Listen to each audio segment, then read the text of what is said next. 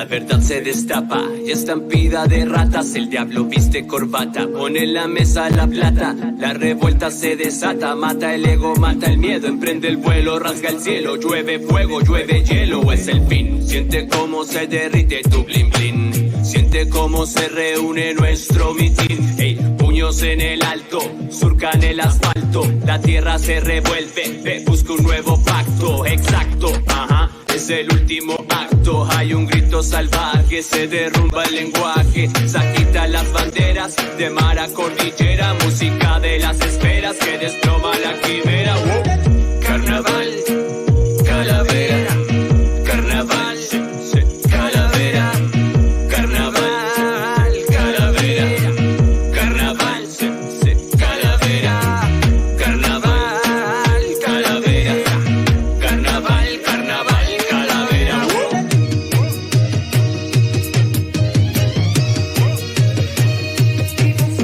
En este momento el sistema violento. Hola, ¿cómo están? Bienvenidas, bienvenidos a todas y todos quienes estén viendo esto ahora en vivo y también, por supuesto, a las personas que lo van a ver en el futuro. Estamos en una nueva entrega de este programa que se llama Saltar el Torniquete. Siempre les recuerdo que ojalá se puedan suscribir a las redes sociales del programa, tanto en YouTube como en Instagram y también acá en Facebook. Es para nosotros súper importante hacer crecer esta comunidad porque, como les digo, en la medida en que somos más, tenemos la posibilidad de llegar a más gente, por un lado con el mensaje y por otra parte también se hace más atractivo, más interesante para las invitadas e invitados que queremos tener acá. El día de hoy nos acompaña un invitado muy especial. A nosotros como programa nos interesa visibilizar todos los flancos de lucha, todas las dimensiones de la lucha. Y claro, de repente, evidentemente, para todas y todos se hace súper importante, súper presente la lucha presidencial, ¿verdad? Con Gabriel, tuvimos la semana pasada a la Camila, que es una persona que ha estado en la primera línea de la política durante muchos años, pero para nosotros siempre ha sido también importante, ha sido un desafío visibilizar otras peleas que de repente no son tan mediáticas, no están tan en la primera línea, pero si verdaderamente queremos construir un país distinto, queremos construir una nueva institucionalidad, también hay una serie de otras dimensiones que a veces no aparecen tanto en las portadas, pero que son extremadamente importantes. Entonces, para eso nos acompaña el día de hoy un abogado, militante de Revolución Democrática, que se ha involucrado en una serie de luchas de las cuales vamos a conversar ahora, y que uno de los temas de su trabajo y de lo que vamos a estar profundizando tiene que ver con los abusos, cómo este sistema capitalista se basa o se apoya en una serie de abusos sobre las personas comunes y corrientes. Entonces, para hablar de eso y muchas cosas más, nos acompaña el día de hoy Edson de Torn. Hola, Edson. Gonzalo, muchas gracias por esa tremenda presentación. No, muchas gracias a ti por haber aceptado esta invitación. Bueno, una de las cosas que se me olvidó decir, me refería en todas las luchas, que tú eres candidato en este momento, con toda la pega que eso significa, al Consejo Regional, a CORE, como se conoce comúnmente. Vamos a también conversar de eso, porque obviamente es importante que la gente sepa que además de los parlamentarios, además del presidente, hay una serie de otras instituciones que son igualmente importantes de disputar. Sí, ciertamente. Y pasa piola, muy piola, la institución del CORE, pero es demasiado importante y siempre actúa en silencio, son muy sospechosos. Lenin decía que la contrarrevolución se ocultaba en la sombra siempre. Muy interesante. Me gusta la provocación para partir. Bueno, Edson, como te comentaba antes de que partiéramos, a nosotros como programa siempre nos ha interesado la humanización, conocer al ser humano que está detrás del político, por decirlo de alguna manera, Yo creo que ha sido un ejercicio bien interesante haber hecho esto con todas nuestras invitadas e invitados, sobre todo porque nosotros en este espacio queremos combatir esta lógica de poner a toda la política como igual, que todos los políticos son lo mismo, y vemos cómo acá hay compromisos por historias de vida. Entonces, para empezar, a mí me gustaría preguntarte un poco, Edson, por tus orígenes, dónde te criaste, cómo partiste, dónde te formaste, etcétera. Probablemente en política la biografía es la pregunta más importante, ¿no? Charles Taylor decía esto de que en política no existe el argumento ad hominem como falacia, porque siempre la biografía indica qué es lo que realmente quiere uno al final del día. Así que celebro que sea el primer momento este. Y biográficamente te puedo decir, soy un... Nací en 1983, en una familia para nada acomodada, digamos. Guacho de padre, nunca lo conocí. Me criaron 3 mujeres en mi primera infancia, mi madre, mi tía y mi abuela. De ellas recibí, era el regalón porque era, creo, el segundo nieto, entonces, pero vivía con ella, entonces me dieron mucha atención, eso me estimulaban mucho, me llevaban a todos lados, me llevaban a sus trabajos. Creo que eso marcó mi vida, y ahí vivimos en una villa que se llama Villa Paul Harris, que queda cerca de Colón 9000 en Las Condes. No sé si les suena. Sí, claro, por supuesto, que es como la parte no cuica de las Sí, Condes. sí, sí, pero hay harto esfuerzo ahí, yo diría. Como, hay, y es bonito. Yo creo que eso también es importante. Hay harto árbol. eh, Nunca sentí que vivía en un lugar feo, como para nada. Me gustaba mucho. Y ¿en qué colegio estudiaste? Un poco cómo fue tu formación y ahí inmediatamente pasemos a por qué tomaste la decisión de estudiar Derecho, en qué momento te involucraste en la política. ¿Mm? Mira, colegios cuando chico mi mamá tenía una idea muy loca de que era muy buena idea que conociera muchas realidades. Entonces me cambió de colegio en colegio durante los primeros años de mi vida hasta que llegué al Liceo 7 José Toribio Medina de Ñuñoa. Y ahí me fui quedando, tenía un colegio básico y después un colegio que era la media del Liceo 7. Y era un colegio también muy particular porque había 9 cursos por nivel, era grande para lo que son los colegios en general, y venían de distintas comunas de Santiago: Peñalolén, Puente Alto, Ñuñoa, La Reina. eh, de Santiago Sur no, pero Macul, ponte tú. Entonces yo creo que era muy estimulante y uno siempre encontraba un lugar que podía llegar, donde podía uno encontrar amigos. Y creo que todos tenían amigos en ese colegio, amigos que le duran hasta el día de hoy. Eso creo que fue lo más lindo de ese colegio.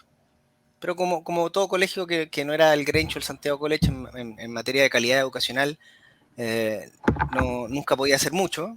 Y los profes se esforzaban, habían profes que se esforzaban mucho. Yo le agradezco a muchas profesoras, sobre todo, y profesores que se esforzaban porque uno tuviera algo más. Había gente muy loca también.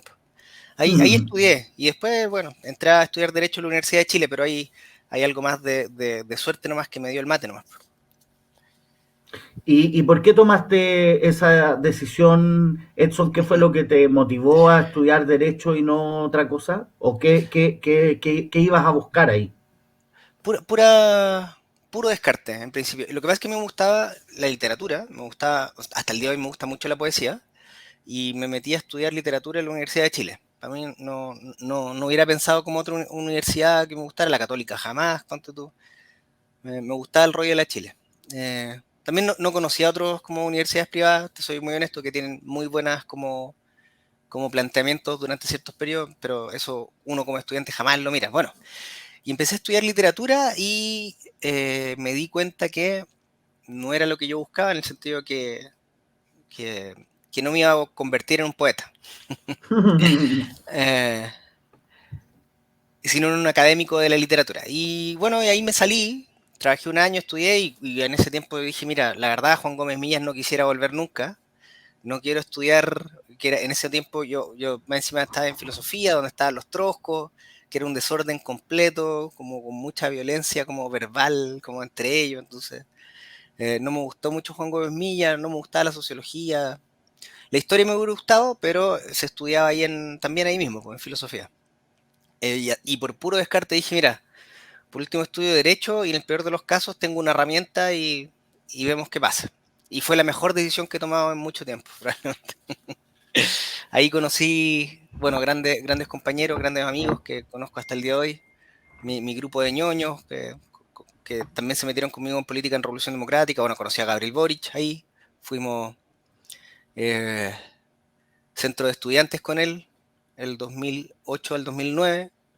Y bueno, conocí a Fernando Atria, que es, por cierto, la influencia más grande en términos intelectuales que puedo tener en mi vida. O sea, no puedo estar más agradecido de la persona que me recomendó a Fernando. Se llama Steffi. O sea, siempre le voy a agradecer que me recomendó tomar con Atria, porque de ahí la vida se convirtió en algo muy distinto. Como uno tiene una suerte de tener un buen maestro y puede ver el mundo con otros ojos, ¿no? Súper, súper. Yo tengo entendido, puedo por supuesto estar equivocado, tú me corriges, pero que en el fondo tú has tenido un trabajo muy orgánico, muy fundamental, muy de hormiguita, por decirlo de alguna manera, en la concreción de este proyecto que se llama Revolución Democrática. Entonces, tú eres una de las personas que puede hablar un poco con propiedad de cómo ha sido esto, y te voy a hacer una pregunta un poco tramposa, quizás media provocativa, pero tomando en cuenta que la Chile era como el, eh, la base de izquierda autónoma, y esa era la onda, digamos, para cabro y cabras jóvenes que no querían estar en el PC. ¿Qué fue lo que te hizo a ti tomar la decisión de estar en Revolución Democrática? Y te quiero hacer esta pregunta, porque me parece que es interesante. ¿Qué diferencias ves tú desde el punto de vista político, desde el punto de vista ideológico, desde el punto de vista de los clivajes, cosas de ese tipo, entre Revolución Democrática y lo que hoy es Convergencia Social, que en el fondo es esta deriva que viene del MA, más la izquierda libertaria, etcétera? Hoy Sí. día, ¿qué diferencias ves en esos dos partido? Ideológicamente, hoy diría que no hay muchas diferencias, o no se notan tanto. La única diferencia sería en la capacidad orgánica y en la disciplina orgánica que tiene la Revolución Democrática, que es algo que donde me siento muy cómodo. Son muy mateos en mi partido. O sea, son muy mateos, son muy de hacer las cosas muy bien, de que las cosas eh, tienen una cierta forma de hacerse. La gente siempre se pregunta si los estatutos permiten hacer las cosas, como una cosa muy inusual en política. En otros partidos, nada, operan y les da lo mismo el estatuto, no conocen su estatuto. Hay una... Hay, creo que lo que más me gusta de la Revolución Democrática es que ha sabido crear un orden público propio, que yo espero que después eso se transforme, o ese espíritu de ese orden público propio sea lo que después impregne un poco el Estado, como cuando seamos gobierno. Ahora, como te digo, ideológicamente yo creo que estamos en la misma, más o menos todos, y tenemos corrientes más o menos parecidas a la interna de nuestros partidos. Y se cruzan muchas amistades, pero bueno. Y volviendo al inicio de la pregunta, eh, creo que eh, hay una sola razón por la que me uní a Revolución Democrática en un momento determinado y no continué en el mundo autonomista y después Convergencia Social. Y es que en un momento determinado tomaron una decisión, una estratégica, una tesis política para un periodo determinado que yo creía que está radicalmente equivocada, que, que en ese tiempo Revolución Democrática yo creía que sí había tomado la decisión correcta, o sea, que era como colaborar con estos sectores del gobierno de la concertación que estaban tratando de llevar un programa de transformaciones, que es Bachelet 2. Y Izquierda Autónoma, por su parte, está muy en la negación de eso, muy de que eso no había que intentarlo, que no había, que las luchas tenían que seguir en el campo estudiantil y no podían seguir en el campo de la política o en el campo de otras luchas sociales. Y yo creía que esa tesis que había tomado Izquierda Autónoma en ese momento estaba muy equivocada. Y esto siempre recubierto por la idea de que Revolución Democrática era la continuidad de ellos decían eso, como el mundo de Izquierda Autónoma, como que Revolución Democrática era como la continuidad de la concertación. En esa época lo decían. Pero después se formó el Frente Amplio y yo fui el más feliz del mundo, la verdad. Pero me acuerdo cuando me intentaron convencer de que no me fuera a Izquierda Autónoma, o sea, a Revolución Democrática, pero yo tenía la decisión. Creo que uno en política tiene que trabajar en torno a tesis, eh, independiente de los afectos que tenga. Perfecto. Eh, Hay una categoría que yo te propongo, Edson, que conversemos. Desde ese punto de vista, por supuesto que eso va a estar impregnado de tus experiencias, de tus trabajos concretos, en el fondo, tu compromiso con la realidad.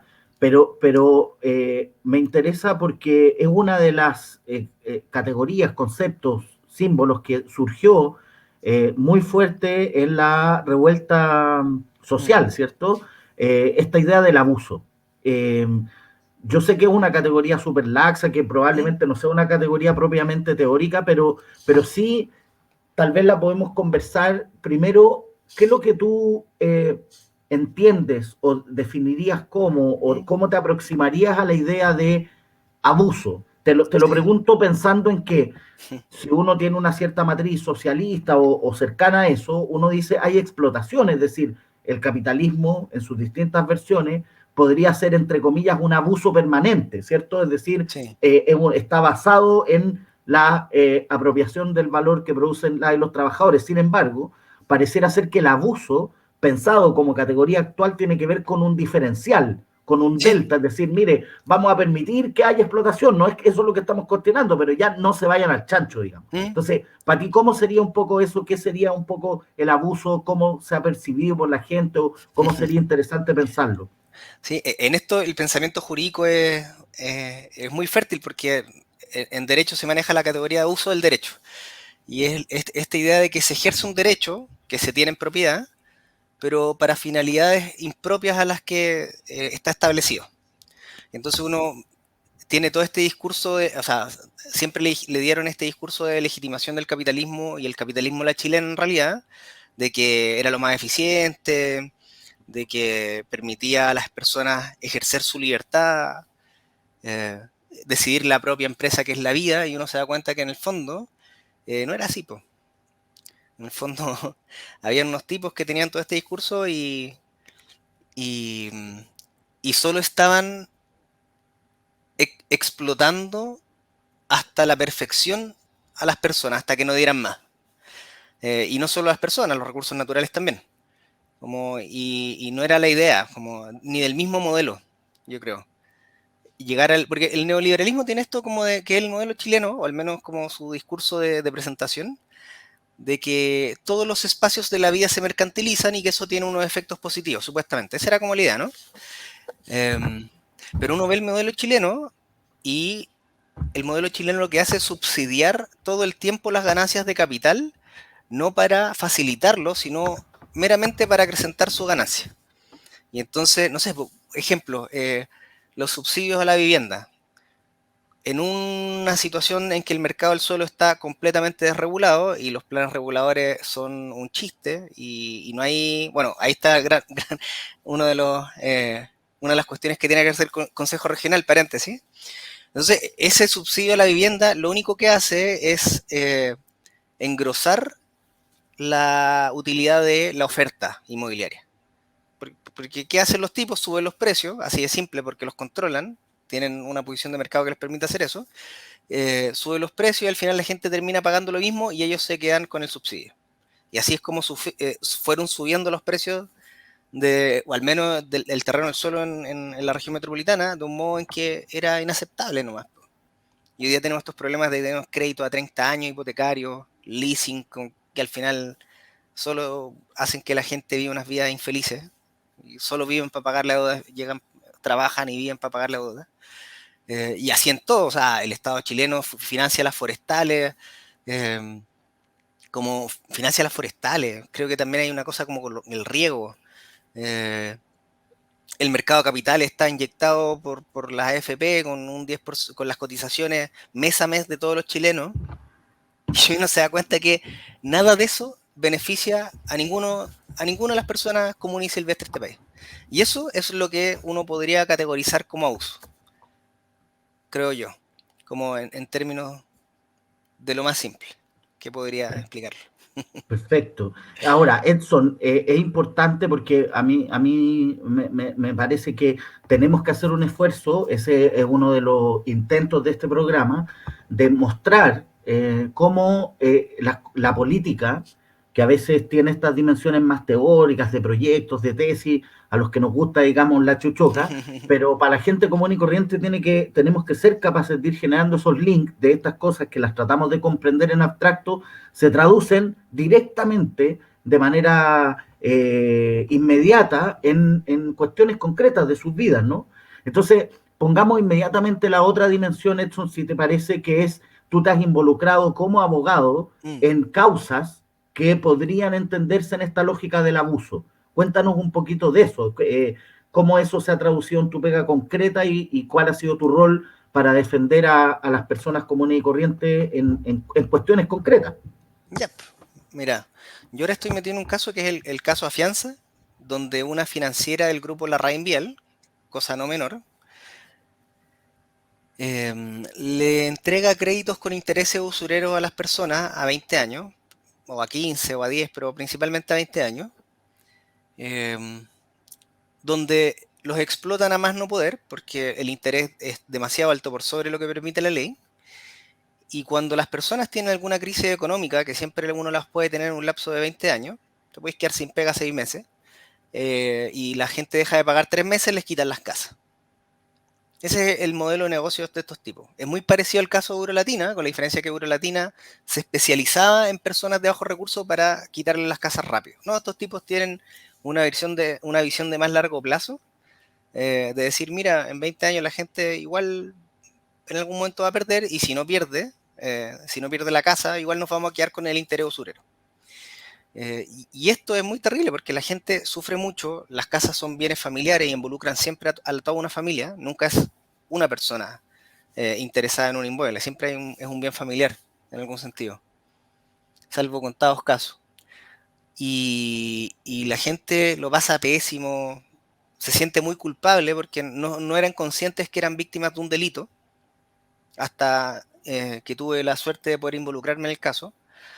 Y claro, como link concreto, esto estaría dentro de ese tipo de abusos que ya eh, operan por la falta de regulación, o si hay regulación, operan por la falta de fiscalización consciente. Porque aquí está la Comisión para el Mercado Financiero fiscalizando los créditos.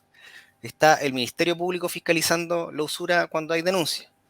Y la Brigada de Delitos Económicos de la PDI en los informes. El Ministerio, o sea, perdón, el Servicio de Impuestos Internos en lo relativo a este tipo de operaciones que se hacen pasar como operaciones de leasing sociales cuando son ventas de inmuebles. Porque ahí no te conté algo, lo voy a contar después. Y el Ministerio de Vivienda y Urbanismo, y ninguno ha fiscalizado. Y ahí uno dice, ¿no se fiscalizan porque son todos primos estos tipos o hay algo más? Y ahí uno se da cuenta que el modelo chileno estaba hecho para explotar a más no poder la gente, y este tipo de cosas que afectan directamente al ciudadano de a pie no es de interés de este tipo de instituciones fiscalizadoras y reguladoras. Ahora, ¿cómo funciona el contrato? Que no alcancé a explicar. Es gente que necesita un crédito, porque está en un muy mal momento económico de su vida. Y el único bien que tiene una casa y no le dan crédito en ningún lado. Porque ya está endeudado, ya está acogotado, ya tiene un mal historial. Y entonces aparecen estas financieras y le dicen, mira, yo te presto, pero vamos a hacer un contrato de leaseback, que consiste en que tú me vas a vender tu casa en una determinada suma, y yo te la voy a arrendar con la promesa de compraventa de que si tú me pagas todo ese arrendamiento durante 20 años, ese arrendamiento durante 20 años tú vas a recuperar tu casa. Ese es el contrato. Lo que dicen estos tipos es que a ese tipo de operaciones no se les aplican las reglas de las operaciones de crédito dinero, que son las reglas que se le aplican a todos los créditos y que regulan cuánto es el interés máximo que tú puedes cobrar según la ley, que se llama interés máximo convencional. Y estos tipos se escudan porque simulan que son contratos regidos por una ley especial, que es la ley de leasing social, cuando en ningún sentido, ninguno de los contratos que yo he visto, de 200 que he visto, de 3.000 víctimas potenciales que hay, como mínimo, ninguno de esos contratos se encuadra dentro de de estas operaciones. Y yo te digo, aquí ha estado metido el Ministerio Público, ha estado metido la Brigada de Delitos Económicos de la PDI, sabe de esto la Comisión para el Mercado Financiero, sabe de esto el Ministerio de Vivienda y Urbanismo, sabe de esto el Servicio de Impuestos Internos, y nadie ha hecho nada. Y es gente que ha perdido la casa, o sea, lo más cercano a la imagen, o sea, hubo un tiempo en que la gente veía el paraíso pintado en una iglesia. Hoy lo más cercano a esa imagen es su familia con la casa de propiedad de fondo. Y estos tipos se lo quitan. O sea, no tienen ningún problema. Y eso no puede ser. Bueno, ahí vamos a dar la pelea. Yo creo que nos va a ir súper bien, Gonzalo. Creo que como mínimo vamos a reformar los contratos al interés corriente. Bueno, actualmente los contratos son a 20 años con un interés usurero cercano al doble del máximo legal, que es un 12% anual en la mayoría de los contratos. Y yo creo que lo podemos reducir como, o sea, lo peor que nos puede ir es reducir ese contrato al interés del 4%, que ya es un alivio para todas las familias. Ahí hay muchas peleas más que hay que dar jurídicamente, no nos vamos a alargar en eso, y que son más difíciles, pero claro, ahí necesitamos mucho apoyo de la prensa porque la manera en que los jueces perciben las cosas también depende de la opinión pública. Los conceptos jurídicos son conceptos que dependen de no solo de lo que está escrito, que normalmente es poco para todo lo que es necesario para hacer los operativos. Así que yo creo que nos va a ir bien. En esta lógica, Edson, que acabamos de conversar, y cuando tú en el fondo le pones humanidad, le pones rostro, le pones sangre y carne al concepto abuso, ¿no? Que lo podemos ver en tantas dimensiones, empieza a ocurrir una cosa, y sobre todo a propósito de lo que tú decías delante, y a mí me interesa bastante que conversemos ese tema, que tiene que ver con lo siguiente. En la lógica clásica se pensó que el Estado, ¿cierto?, era se ponía frente al capital, o digamos, a toda esta lógica de la usura, el abuso, qué sé yo, ¿no? El problema, y esto lo hemos conversado con varias personas, es que en algún momento esa aparente dicotomía, y eso quizás también tiene que ver con lo que nosotros entendemos por neoliberalismo, es cuando el Estado empieza a ser funcional a la operación del capital. Porque claro, tú mencionaste ejemplos súper evidentes, y hay otros, ¿no? En salud, por ejemplo, nosotros celebramos esta idea de el plan Auge, porque ocurre una cuestión que es bien perversa, que es que si tú le preguntas a una persona común y corriente entre atenderse y no atenderse, va a preferir atenderse, y uno podría ver como una ganada esta cuestión del voucher. Pero el problema es que al mismo tiempo que estás entregando la prestación, como se le llama, estás haciéndole el negocio al capital.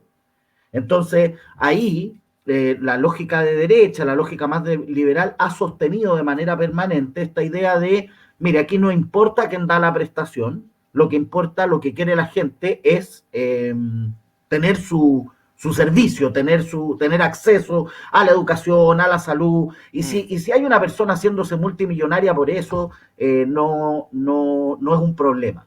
Entonces, ¿por qué te hago esta introducción? Porque efectivamente hay una posibilidad no menor de que Apruebo Dignidad, como bloque, como coalición, logre ser gobierno. Entonces, desde tu punto de vista, ¿en qué sentido nosotros deberíamos, o Apruebo Dignidad debería cortar con esta lógica? ¿Cómo se puede entregar las prestaciones, como se dice en el lenguaje, digamos, cotidiano, pero sin al mismo tiempo estarle haciendo el negocio a las clínicas privadas, a, como tú dices, las forestales, qué sé yo?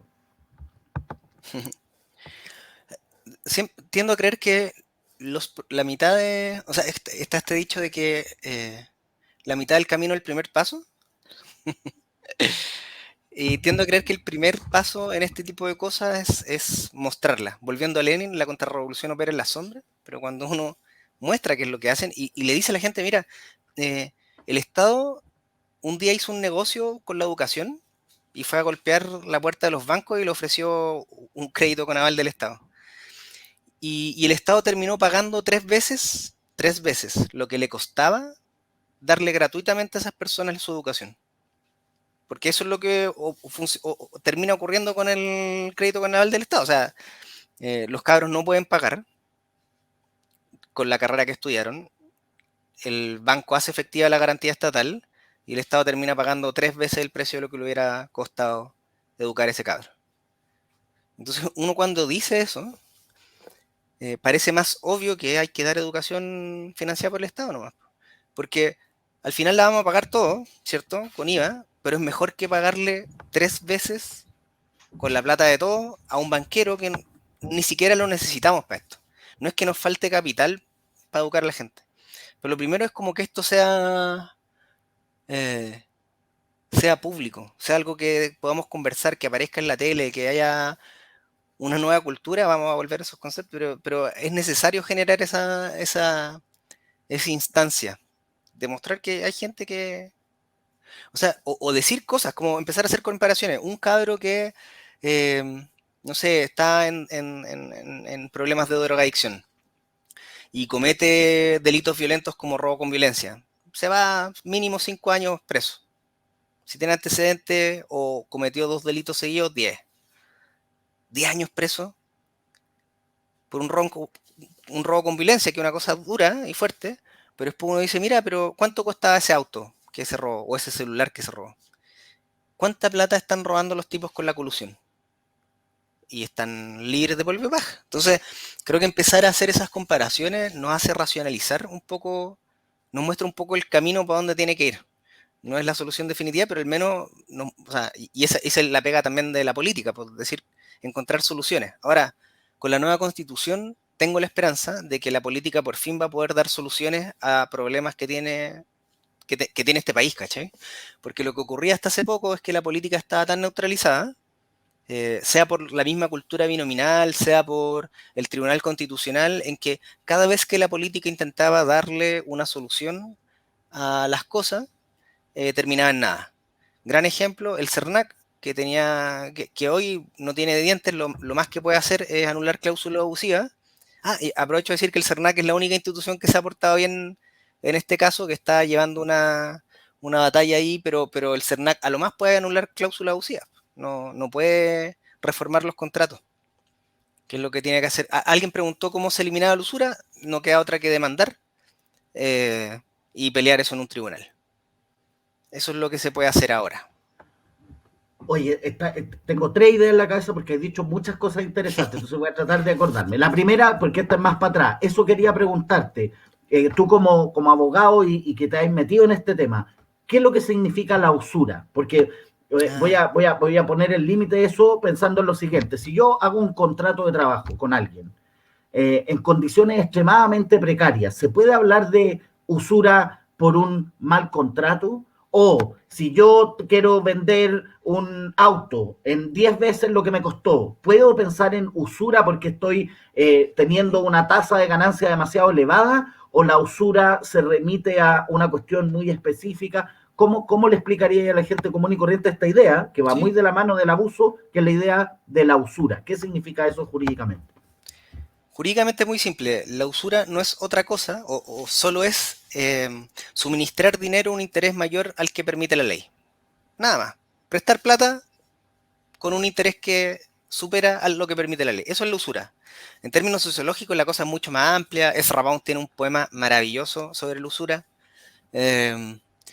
Pero hay todo un tema moral con la usura también, sobre como por qué tenemos que permitir que gente que no produce nada gane plata no produciendo, o por lo que otros producen.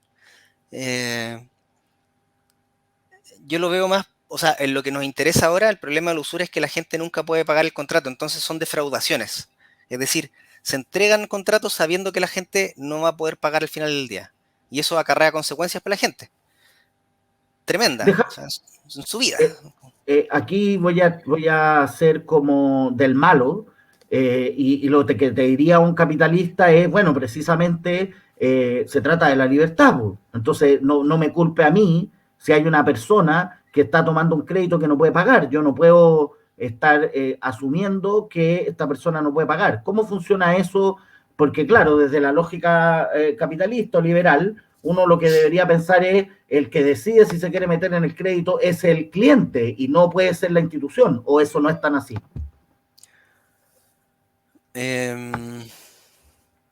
Es curioso esto de que la libertad es algo que se puede usar para hacerle daño a la gente cuando uno quiere. Esa idea nunca me ha... O sea, no... Como el derecho a la autoelección, es una cosa bien discutida y no es tan sensata, requiere algún tipo de... Pero volviendo a lo simple, eh, es que no podemos permitir que la economía funcione especulativamente al nivel que los préstamos se usen para quitarle bienes a las personas. O sea, porque lo que está detrás de la usura no es el préstamo, sino el hecho de que cuando esa persona no puede pagar, el prestamista va a ir a quitarle todo lo valioso que tiene.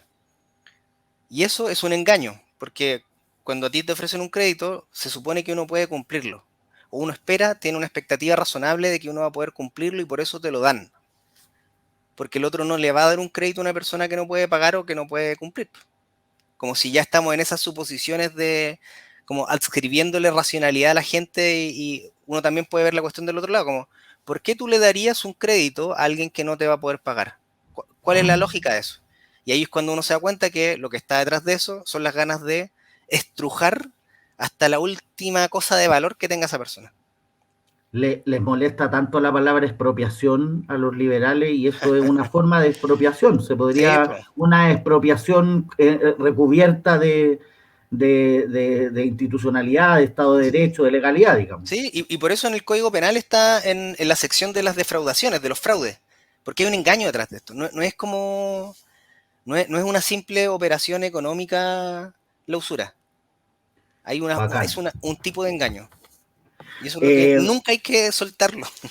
ya, que en el fondo, claro, está, hay una intencionalidad, no es que fue un error, digamos. Claro, porque el tipo que está acostumbrado a prestar plata, lo que busca son garantías, y las garantías normalmente son el negocio. Perfecto. Edson, otra dimensión de algo que dijiste que es súper interesante, yo sé que esto es medio polémico, pero por lo que hemos conversado hasta ahora me ha ido dando la sensación de que no tenéis problema en meterte en cosas un poquito más profundas. La violencia es un tema Mm, que hoy día además está muy de moda porque la derecha, junto con todo su aparato comunicacional, han intentado, y aquí me da mucha risa que Joinat se ponga del lado de, sin darse cuenta, supongo, espero, en armar categorías que finalmente son funcionales totalmente a la derecha, que es esta dicotomía entre orden y violencia, ¿no? ah, Que tan simplificado, tan caricaturesco, etcétera. Entonces, eso es caricaturesco. a mí la pregunta que yo te quería hacer, o cómo tú has pensado o has procesado el tema de la violencia, ¿en qué sentido? Que muchas veces en la condena de la violencia a nivel, digamos, político en términos institucionales, tiene mucho que ver con la violencia física o la violencia directa. Es muy difícil hoy día ponerse frente a, oye, ocupan la categoría terrorismo para cualquier cosa, Mm, ¿cierto? Etcétera, ¿no? Y uno ve que hacen un escándalo así brutal por que se descarrila un tren, ¿no? O porque se quema un camión, cosas de ese tipo. Y cuando tú me dijiste esto de cuánto cuesta ese auto, inmediatamente pensé, hay una violencia estructural, mm, porque cuando uno piensa en los cientos de miles de millones que ganan las AFP anualmente en momentos donde todo el mundo lo está pasando mal, donde la gente está teniendo que sacar sus fondos para comer, no para invertir, etcétera. Entonces, eh, ¿cómo, ¿cuál es la relación? mm, Te lo voy a preguntar así de manera muy directa para que tú me digas lo que a ti te interese sí. decir, de un proyecto de izquierda, un proyecto transformador que tiene legítimas intenciones de cambiar el orden establecido con la violencia. ¿Cuál para ti es el rol de la violencia en la política? Mm. Oye, quiero decir que esta es de las preguntas más importantes que necesita responder la izquierda. Yo tiendo a creer que tengo una respuesta muy masticada. Revolución Democrática también la tiene. Revolución Democrática es un congreso ideológico del 2015 donde se manifestó con una tesis de teoría de la historia de que la violencia no era, no era el ¿Que la motor de violencia en qué? no era motor de la historia. O sea, la tesis de Revolución Democrática, o sea, en ese congreso ideológico es estar en contra de la violencia salvo de la autodefensa. Esa es esa es la posición ideológica de Revolución Democrática en congreso del 2015, consejo que ayudó a organizar y participé activamente también de los debates con los lotes que uno arma para esos congresos. Y estoy muy orgulloso de esa determinación. Creo que nos distingue de modo importante de cualquier proyecto de izquierda. Nosotros tenemos una definición clara respecto a la violencia, muy cercano a lo que ha dicho Gabriel Boric, que dice, venga de donde venga. Pero creo que también, para responder muy honesta a mi pregunta, creo que tengo un compromiso contra la violencia, no solo teórico, sino también religioso. Yo soy cristiano y creo que parte de lo que funda el cristianismo es un rechazo a la violencia, pero es decir que soy cristiano no decir mucho, como decir soy socialista también, como siento que son parte de la misma tradición, entonces no quiero asustar con eso. Y en lo religioso yo creo que tengo dos grandes inspiraciones en esto. Uno es Simone Weil, que tiene toda una historia de por qué rechaza la violencia soviética en ese tiempo. Y ella dice que la violencia es algo que convierte a las personas en cosas. Algo así lo dice, yo no me acuerdo. No me acuerdo si es la Ilíada del poema de la violencia o en otro, pero por ahí yo, en alguna fotocopia que están en la bodega debe estar eso. Yo ya no leo casi. Y claro, si uno quiere como conceptualizarlo, porque en política tenemos que hacer eso si queremos actuar con claridad, yo diría que la violencia para un proyecto como el nuestro, porque los conceptos dependen de la clase social o el grupo que los conceptualiza, yo diría que la violencia es la negación de la dignidad de otros. Entonces yo no sé si queremos estar en un proyecto que para avanzar necesita negar la dignidad de otros. Yo creo que es mejor asumir que el mundo puede tener unas leyes, o el universo puede tener unas leyes como medias difíciles, que puede parecerse una sillita musical, que siempre alguien va a perder en política, pero no, en ese proceso yo no negaría la dignidad de otros. Asumiría que hay algunos que vamos a tener que ganarles y ellos van a tener que perder, van a tener que cambiar su forma de vida y eso los va a llevar a una suerte de inexistencia social, y creo que es bueno como asumirlo, pero no creo que sea bueno quitarles su dignidad. ¿Cómo hacer eso? El detalle, eso yo creo que es nuestro gran desafío. Bueno, y el otro gran afluente de esto es René Girard, que tiene toda esta idea del deseo mimético, tiene toda esta teoría del deseo mimético y cómo la lucha contra la violencia se resuelve por el lado de mostrar el mecanismo, de pacificación social mediante la violencia. En que yo creo que por ese lado yo iría. Entonces, creo que la violencia tiene un rol en la política, ciertamente, pero de un proyecto como el nuestro tiene que ser por un rechazo a que nuestros procesos, a nuestro programa sea negar la dignidad de otro, y por otro lado de que sí estamos y sí vamos a aceptar y vamos a defender nuestro derecho de autodefensa. Y entonces todo, por ejemplo, por dar un ejemplo muy concreto, Gonzalo. Sí, por favor. Nuestra retórica de lo que estaba ocurriendo en la Araucanía tiene que pasar por la autodefensa de un pueblo que ha sido históricamente traicionado por el Estado chileno.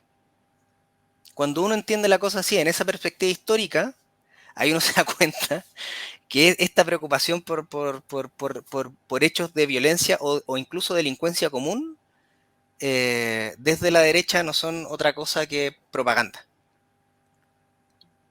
Déjame preguntarte algo, Edson, porque yo creo que tú como muy bien dijiste, yo pienso más o menos lo mismo. Yo sé que en época de elecciones y cosas de ese tipo estos temas son delicados, lo son no en época de elecciones, por lo tanto ahora aún más. Pero yo te agradezco como la honestidad y el arrojo de poder dar tu posición, y ojalá podamos empezar a meternos en estos temas porque son fundamentales. Tú estás en desacuerdo con el 18 de octubre? El 18 A de ver, octubre fue... y te quiero pedir ¿mm? que no caigamos en la lógica, porque estamos conversando entre compañeros de la derecha, evidentemente, ni siquiera hablemos de lo que se llama el vandalismo, todo eso no me interesa. Yo lo que estoy hablando es el hecho de que 4 millones o 3 millones de personas salgan a la calle con sus cacerolas y corten el espacio público, el libre tránsito, etcétera, eso es un hecho violento. Entonces, habría que, en la tesis que tú me estás ¿Mm? presentando, estar en desacuerdo con la marcha, estar en desacuerdo con la toma, estar en desacuerdo con la movilización. O sea, creo que el 18 de octubre es uno de los días más importantes de la historia de Chile. Y ese día nos dimos un abrazo como pueblo que espero que este 21 de noviembre termine en una fiesta. Eso es lo primero que te diría como para sincerarme, ¿no? Eh, Creo que el 18 de octubre obviamente es no es solo una cosa, o sea, creo que, y una vez más, creo que es el pueblo chileno diciendo basta a los abusos. Creo que eso es, y eso no vino a través de los partidos, no vino conducido por una vanguardia iluminada, ¿no? Fue el mismo pueblo que un día dijo, ¿sabes qué? No, no, no más, como no más, como no más. Y esto ocurre también porque, no sé, pues cerraron el metro, el soberano tuvo que caminar por la Alameda y se dio cuenta que era un pueblo, ¿cachai? Como pasan esas cosas muy extrañas, pero... eh, y claro, dentro de ese... Y yo no veo violencia en eso. Yo creo que no se niega la dignidad de nadie con decir basta. Volviendo a esto por eso hay que ponerle... Hay que conceptualizar las cosas y si violencia es de negar la dignidad de otro, yo no sé qué dignidad fue negada en ese momento. Creo, Y perdona, ir como precisando, y por ejemplo, si la toma de una fábrica, ¿eh? la dignidad de quién se niega al tomarse una fábrica por parte de los trabajadores y trabajadoras. O sea, depende. Yo te pediría como que me diera ahí un ejemplo histórico. Por ejemplo, la toma de la Bastilla. O sea, por dar un ejemplo que ya para todo es pacífico. Previo a la toma de la Bastilla hubo destrozos durante 2 días. La gente no solo asaltó arsenales, asaltaron también ¿cómo se llaman las fábricas de vino? Viñedo. Eh, no, bodegas de Ya, vino sí. y anduvieron borrachos 2 días seguidos. Y hubo violencia, obvio, o sea, en ese sentido, ¿cachai? Pero hoy nadie diría que la toma de la Bastilla fue un hecho eh, violento en el sentido de que negaba la dignidad del resto de los ciudadanos franceses. Al contrario, era un pueblo defendiéndose de ya 20 años de crisis, no era poco. Y entonces creo que eh, puede que se hayan tomado ahí violentamente, o sea, como por la fuerza y pegando combos y pueden haber un par como heridos y muertos. eh, y esos hechos en particular son violentos, pero el hecho sociológico de la revuelta, como no lo catalogaría como violento. Sí catalogaría como violento, pero entendible los saqueos, ponte tú. Como son cosas que no podemos justificar, pero las entendemos. O sea, en una lógica de sálvese quien pueda, eh, hay gente que ve la oportunidad y lo toma nomás. Y no los vamos a culpar por eso. Está mal, pero no vamos a decir cómo hiciste esto, ¿cachai? Y claro, ocurre, y esto es muy importante, como cuando uno reconceptualiza el 18 de octubre y lo dice, mira, este era un momento muy necesario, eh, y se produjeron hechos, además del hecho sociológico importante, otros hechos no aislados, sino masivos de eh, fuerza, saqueo. Uno podría decir, mira, fue tan importante este momento para nosotros que deberíamos quizá indemnizar a las personas, al dueño del kiosco que lo saquearon. ¿Por qué no? Como fue un momento tan importante para nosotros que no vamos a dejar que ese hecho de violencia empañe esta fiesta que fue para nosotros el 18 de octubre. Súper. El último tema, así como complicado, no complicado, pero digamos más teórico, porque después igual te quiero hacer un par de preguntitas más del terreno de lo concreto, pero estoy muy interesado porque tú el hecho de que te declares discípulo de Fernando Atria es muy interesante, es bueno, yo lo valoro mucho, Edson, porque yo creo que es importante que se vayan generando escuelas, y claro, cuando uno te escucha hablar, y tú dices esta idea de la política neutralizada y pones eso es una construcción que se ha hecho en torno a las ideas de Fernando Atria y me parece estupendo. Lo que me parece que mala onda es cuando hay gente que anda diciendo las mismas ideas de Atria pero no reconoce la autoría, ¿no? Eso, No, paternidad. lo que te quería preguntar es lo siguiente, que yo cuando entrevisté a Fernando Atria acá lo hemos conversado, esto viene a propósito de un largo debate que hubo entre Fernando Atria y Carlos, que tenía que ver, Carlos Pérez, que tenía que ver con el rol de la violencia y todo. Entonces, lo que yo te quiero preguntar es lo siguiente. Delante hablábamos de cómo muchas veces está esta posibilidad de declarar algo, hablamos de la idea de la prestación, ¿cierto? Como, mire, usted tiene derecho a la salud, pues si aquí yo le voy a dar un voucher, bueno, usted después va a pescar este voucher y se lo va a llevar a la clínica Las Condes, pero usted tiene su salud. Entonces, pensando en eso, yo te quería preguntar, cuando uno piensa la política, me refiero al proyecto político, desde el punto de vista de los derechos sociales, que es algo que está muy instalado en el proyecto Frente Amplista y en el proyecto Apruebo Dignidad hoy día, a veces a mí me da la impresión de que puede haber una cierta, comillas, inocencia en eso, porque el derecho social, si no va de la mano de la infraestructura, por ejemplo, yo puedo declarar el derecho a la educación, digamos, de calidad, no sexista, toda esa parte como el constructo abstracto, pero después hacer precisamente lo que tú dijiste, pues, pasarle plata a los educadores privados para que entreguen ese servicio.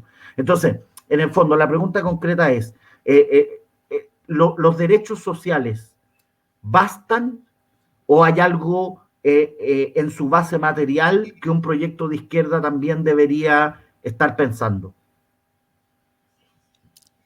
Tremenda pregunta, Gonzalo. Oye, lo primero quería manifestar mi acuerdo con que el proyecto de Apruebo Dignidad yo diría que tiene que estar enfocado en derechos sociales, que eso yo creo que es un gran acuerdo, que, que también los derechos sociales no son algo a lo que uno tiene derecho en un tribunal si uno demanda, como si el país se está cayendo a pedazos, por mucho que yo demande en un tribunal de mi derecho a la salud, ¿qué me van a dar? Si no hay una camilla, ¿cachai? Entonces, claro, los derechos sociales son algo que no son derechos en el mismo sentido que los derechos de primera o segunda generación, por cierto, y que requieren una gran infraestructura. Esto también es una idea que yo vengo escuchando de Atria hace mucho tiempo, y el de Marshall creo que es, Ciudadanía y Estado, no me acuerdo cómo se llama el librito. Sí, Ciudadanía y Clase Social. Hablamos de Marshall cuando lo entrevisté. Sí, ciudadanía y clase social. Bueno, ya, y entonces, una vez que uno tiene un acuerdo en eso, uno dice, ¿cómo se configura esto? Atria tiene su respuesta, que es la idea que podríamos aprovechar de un socialismo hayekiano, o de un modo que suena menos feo, como un régimen de lo público. Y entonces no darle, es como dejar que nuestros adversarios hagan lo que nosotros quisiéramos, aun si ellos no quieren. Que es un poco como lo que hizo Jaime Guzmán, pero al revés. Entonces, claro, como, bueno, quieren tener un proyecto católico ultramontano, bueno, usted puede tenerlo, pero va a estar obligado a ciertas cosas para cumplirlo. Y no va a poder excluir a nadie de su colegio, va a ser el ingreso por azar, usted no va a tener que impartir ciertos contenidos mínimos a los que va a estar fiscalizado. Eso es más o menos la idea del régimen de lo público de Atria, y sobre todo para aprovechar como no solo las pasiones, sino también las furias del interés privado, que siempre es muy movilizador y siempre en términos económicos genera una suerte de delta de productividad. Eso es como la idea de Atria. Y la otra, como ya ideas más clásicas de izquierda, de que el Estado derechamente siempre esté dispuesto a proveer, que es más cercano a lo que está en el programa de Boric, que el Estado siempre esté presto a proveer esos servicios, independiente de que lo puedan proveer algunos privados, y que la gente pueda proveerse mediante servicios privados, pero que el sistema público sea suficiente en sí mismo. Si esa es nuestra discusión, yo estoy más que feliz. O sea, como qué bueno que ese sea nuestro problema, ¿me entendí? Como, yo sí creo mucho más en que en términos como de producir la economía no hay una respuesta fácil. Creo que para ciertos bienes la respuesta va a ser uno y para ciertos bienes va a ser otro. En materia educativa yo tiendo a creer que la respuesta de Atria es la correcta, pero hay otras materias donde no estoy dispuesto a esa respuesta. O sea, no entiendo por qué un laboratorio tiene que hacer negocio con algo tan importante como las pastillas, como la salud. O sea, no sé, me suena como que es un problema, como que solo genera lo que tenemos hoy, que tenemos como Big Pharma, como dándonos medicamentos todos los años que renuevan las patentes y que solo aumentan la tasa de ganancia y necesariamente no produce ningún bien social. No sé si un régimen de lo público pueda moderar esa voracidad en el mundo de la salud, porque la salud tiene necesidad infinita, o sea, que es uno de los problemas de la salud, como uno siempre puede agregar nuevas prestaciones. Claro. Está ahí. Y mantener 120, si es posible. Vale. Me pegué un poco. Sí, sí, pero ya se arregló. Sí, por supuesto, y sobre todo desde el punto de vista de unas cosas que ha comentado Gabriel que ha puesto sobre la mesa, que el tema de salud mental, yo creo que tiene mucho valor eso, porque la salud mental, más allá del padecimiento, que es la dimensión más humana, evidentemente es un dispositivo de control de las clases dominantes, digamos, o sea, el hecho de patologizar la rabia y medicalizarla. Poquito menos, o sea, eso uno podría decir, por ejemplo, en lo que hablamos delante, que es parte de la violencia estructural del sistema. Sin duda, sin duda. Déjame hacerte una pregunta súper concreta, Edson, perdóname la vulgaridad y lo directo, pero ¿qué hace un core? Muy importante. Los core hacen dos cosas, principalmente, muy, muy, muy importantes. La primera es la planificación territorial. Es decir, ¿se te puede poner al lado de tu casa un gueto vertical o no? ¿Vamos a permitir que lo que ocurrió en Estación Central siga ocurriendo? Creo que esas son las grandes preguntas que debiera responder el Plan Regulador Metropolitano de Santiago, que hoy no responde, está entregado a los planes reguladores de los municipios, que juegan con el uso del suelo, y para lo único que ha servido el Plan Regulador Metropolitano es para ampliar el anillo urbano de Santiago, de modo tal que se dé pie a la especulación inmobiliaria, etc. Creo que esa es la gran pelea del core. Yo no sé si Orrego está dispuesto a esa pelea, porque la relación entre la DC y las inmobiliarias es larga. Yo no sé. En otras cosas, Orrego va muy bien, pero en esta yo creo que es la gran pelea y no sé, soy muy honesto, no sé cómo vaya la mano. Depende de cuánto ganemos, la verdad. O sea, lo que vamos a poder hacer depende de cuán grande sea nuestra votación en esta elección. Yo estoy muy esperanzado, yo creo que Chile cambió y nos va a dar una oportunidad. Estoy muy convencido de eso.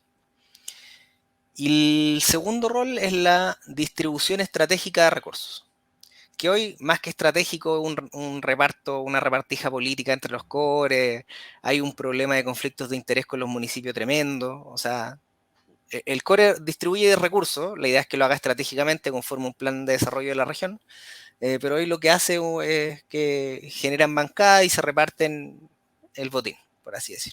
Y el año pasado, ¿no? María Antonieta Sá, que es competidora mía en este caso, denunció que la habían llamado para ofrecerle 60 millones.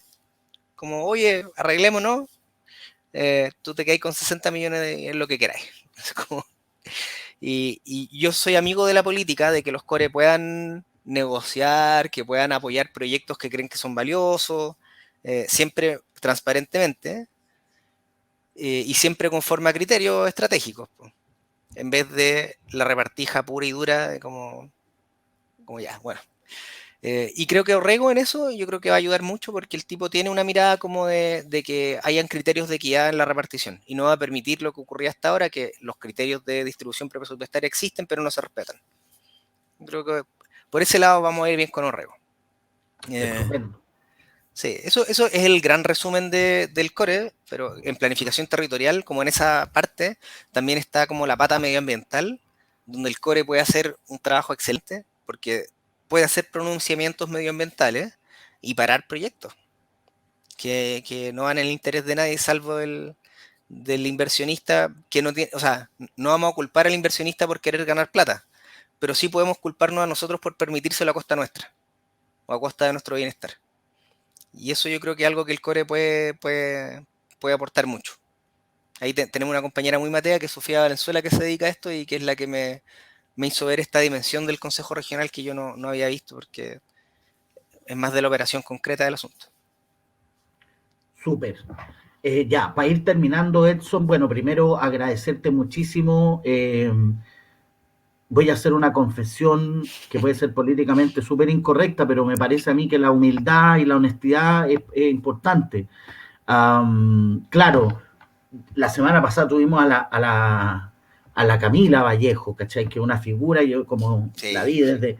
Y de repente viene una persona que yo, para ser honesto, no te conocía, y además en estas dimensiones donde nosotros hacemos la apuesta, queremos darle, pero uno puede pensar, chuta, pero que es la dimensión del core, ¿no? O en algún momento entrevistaremos a concejalas, concejales, etcétera. Pero yo te quiero decir, con esta misma honestidad que te acabo de decir esto, que tenía miedo en el fondo, para ser honesto, que pudiera ser fome, ¿cachai? Como, hoy, pero capaz que sea fome. Y no, y estoy extremadamente sorprendido, gratamente sorprendido, porque hemos tenido una conversación de fondo y esto muestra, y aquí voy a decir una cuestión bien Barça, que al final la distribución de los cuadros políticos en los partidos es una cuestión bien aleatoria, ¿cachai? Como de circunstancias. O sea, yo hablo contigo y si a mí me dijeran, no, Edson es candidato a diputado, yo diría, está perfecto, ¿cachai? Entonces, yo te agradezco, Edson, porque por un lado has sido muy valiente en hablar temas que en general no son tan fáciles de hablar, y por otro lado, porque también has sido muy directo y rotundo en tus posiciones, y yo creo que eso para la construcción política es súper valioso. Muchas gracias por los piropos, Gonzalo. Yo lo pasé muy bien ñoñando. Me reconocí ñoñando contigo rápidamente. Y sobre todo, claro, porque estáis ahora en la campaña, porque todo el día ahí está en la cuestión más concreta, más de repente darse un espacio para estas reflexiones es extremadamente valioso. Para terminar, nosotros hacemos siempre aquí alguna dinámica para distender. Me gustaría, porque además a las personas que traemos acá son personas que como programa admiramos, personas que como programa en el fondo bancamos mucho, entonces nos interesan las cosas que tienen que decir. Te voy a pedir recomendaciones. Si A ver. tuvieras que recomendarnos, y por lo que me dijiste, recomendarnos una poeta o un poeta, ¿cuál sería? Yo tengo una santísima trinidad ahí, pero Estupendo, y muy en la lógica de tu confesión. sí, o sea, partiría con Ezra Pound. Creo que es de otro planeta. Además, como tiene esta cosa como de que se hace cargo de todo el canon de Occidente en su poesía y llega a unas cosas muy sencillas y preciosas. Eh, Seguiría con César Vallejo, eh, que es un poeta del dolor y el sufrimiento humano, pero impresionante. O sea, no creo que haya nada más potente de esa humanidad como doliente que César Vallejo.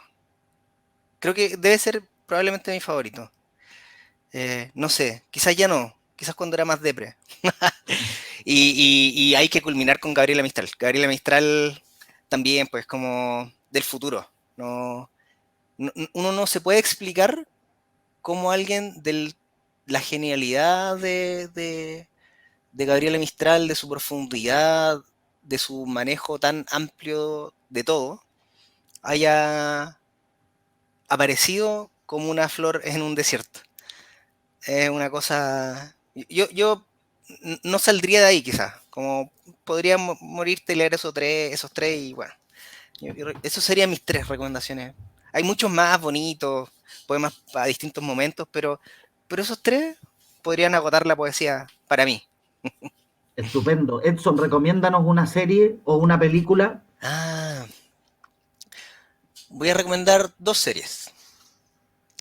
La primera, que creo que es una de las series más lindas de la historia, se llama Vientos de Agua. Yo se la recomiendo a todas las personas que puedo. Una producción, eh, creo que es argentino-vasca, si no me equivoco, o argentino-española, no sé. Pero que hace una historia paralela entre familias de inmigrantes, que son la misma familia. Entonces va jugando con el pasado y el presente. El pasado es la revolución... Ah, se me fue el nombre. Española, 1930. La República... La Guerra Civil Española. Ah, ya, ya sí, sí. Ya. Unos españoles que se tuvieron que arrancar de España en esa época y llegaron a Argentina. Y te cuentan su historia argentina. Y paralelamente te cuenta la historia de los hijos de esos, o los nietos de esos españoles que vivieron en Argentina toda su vida y para el corralito tuvieron que emigrar a España. El primer capítulo es un poco lento, pero si ustedes superan el primer capítulo, o sea, a mí no me molesta que sea lento, pero hay gente que le puede molestar. Si ustedes superan eso, van a llegar hasta, o sea, van a conocer unas cosas más lindas que yo he visto en mi vida. Y no puedo dejar de recomendarlas. Tengo como una... Soy un embajador de Vientos de Agua. ¿Qué plataforma, Edson? Creo que estaba en Netflix, Vientos de Perfecto. Agua. Yo siempre la tengo en un drive, o sea, la tengo como guardada en unos CD antiguos, o sea, en unos DVD antiguos, la tengo creo en un, ¿cómo se llama? Un Mega Upload, no sé, por si acaso. Bueno, y lo otro que les recomiendo es Evangelion, yo creo que, pero eso es más ñoño, no sé si han visto Evangelion. ¿Ahí Yo ustedes? no, yo no. Ah, es un anime de 1995, también muy en la moda apocalíptica de ese tiempo. Eh, y que tiene toda, se hace cargo toda la tradición del anime, de los mechas, los robots, los conflictos psicológicos, eh, pero va desarrollando una trama en un estilo narrativo de un modo que también es solo excepcional. Y es evidentemente la obra del anime más importante de la historia, ¿no? Yo soy demasiado fanático del anime, lo disfruto, los monitos es algo que nunca voy a superar. Y Evangelion es el Estupendo. mejor monito de los monitos. ¿Supera Akira? Sí, sí. Pero se hace cargo de Akira. Yo creo que Akira es ciertamente una inspiración de Evangelion. Ya, yo dije eso, no tengo idea de ni una de las dos, pero como que Akira parece que es famosa, entonces era para hacer como que sabía. Y lo último, ¿qué libros nos recomendarías, Edson, que a ti te han servido para entender, digamos, pues, así muy la vida, los procesos sociales, no sé? ¿Qué libros te han marcado y te han servido Mm. para estar mejor en este mundo? Mira, qué lindo pensarlo así. Pucha, es que si lo decía así, yo creo que el libro que me cambió la vida muy chico fue El Evangelio. Yo de puro ñoño un día leí el Evangelio y dije, ¿qué es esto? Como, hasta el día de hoy creo que es posible un mundo cristiano, como en esos términos. Eh, y además como que es una filosofía muy rica, o sea, no, hay 2000 años de teología después de eso. Por algo es, creo yo. O sea, si a uno le gusta un poco eso. eh, ese diría que uno. Y después hay un libro muy desconocido de Fernando Atria que se llama Mercado y Ciudadanía en la Educación, que creo que lo escribió siendo un académico más que un político en esa época, y donde está la base de todo lo que ha desarrollado después de derechos sociales. Creo que vale la pena leerlo porque es un Atria muy preciso. Como que después cuando ya Atria ya como que se hizo más famoso, como que ya escribía más largo, eh, repetía un poco cosas que había escrito antes, pero creo que en ese libro es una joya intelectual. Estupendo. Súper. Bueno, Edson, te quiero súper agradecer por esta conversación. Lo he pasado estupendo. Ha estado muy buena. Me encantaría, yo creo que algún día vamos a hacer un programa, porque hay muchas personas que yo quiero y admiro mucho, que son cristianas en sus distintas versiones. El Martin Becker, vino para acá la otra vez el Gustavo Pacheco, tú.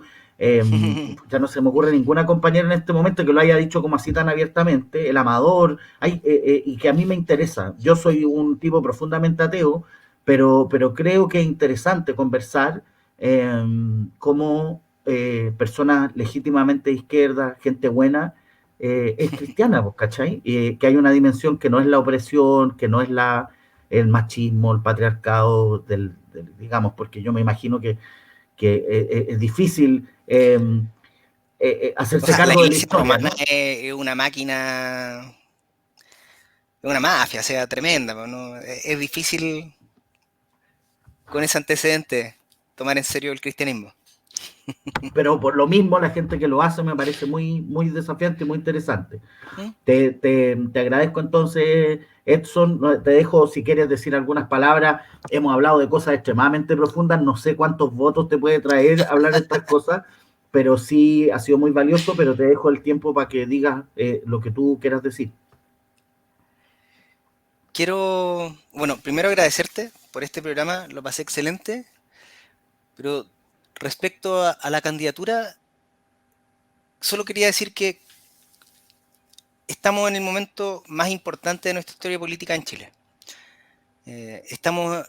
Venimos de una revuelta popular que decantó institucionalmente en un proceso constituyente, que está agarrando fuerza en un proyecto político que es Apruebo Dignidad y que va a ser gobierno, muy probablemente.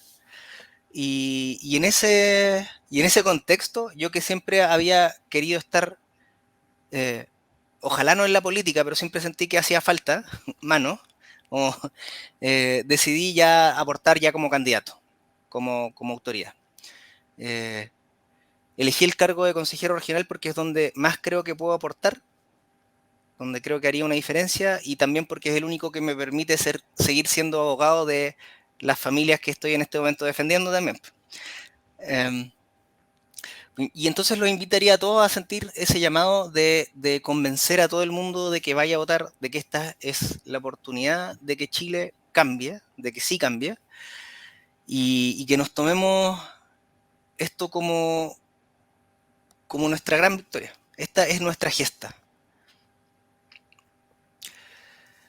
Y que con eso, bueno, por fin nos detonemos contra el abuso. Esa es el eslogan de campaña, ¿no? Así es. Detónate contra el abuso. Estupendo. AB 182, Edson de Tony, consejero regional, Frente Amplio. Súper. Muchas gracias, Edson, de nuevo. Y bueno, nos seguiremos viendo en el futuro. Te deseo toda la suerte en la elección, que a lo mínimo ahora, así que ponerle todo y mucha fuerza, mucha energía, porque como tú dijiste, hay que estar en todos los frentes y este es uno que a veces es más invisible, pero es tremendamente importante. Así es. Muchas gracias, Gonzalo. Saludos al equipo. Vale, un abrazo. Bueno, yo voy a aprovechar de despedirles. De verdad, estoy muy contento. Siempre uno puede romper sus prejuicios. De verdad, pensaba que podía ser tal vez de temas no tan interesantes como con las comillas figuras que traemos, y no, todo lo contrario, es una conversación muy bonita.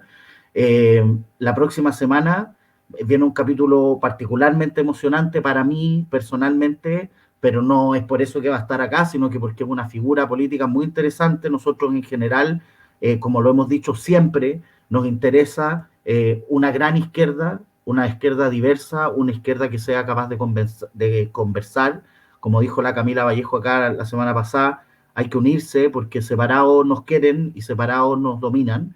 Y va a venir la próxima semana el Iván Carrasco, que es una persona que yo quiero y admiro mucho por motivos de historia, pero también estoy convencido que es una persona que estando por fuera de Apruebo Dignidad, tiene cosas muy interesantes que decir. Así que les mando un abrazo a todas, a todos. Muchas gracias por habernos visto el día de hoy y suscríbanse a las redes sociales si pueden. Nos vemos. Chau. De las esferas que desploma la quimera.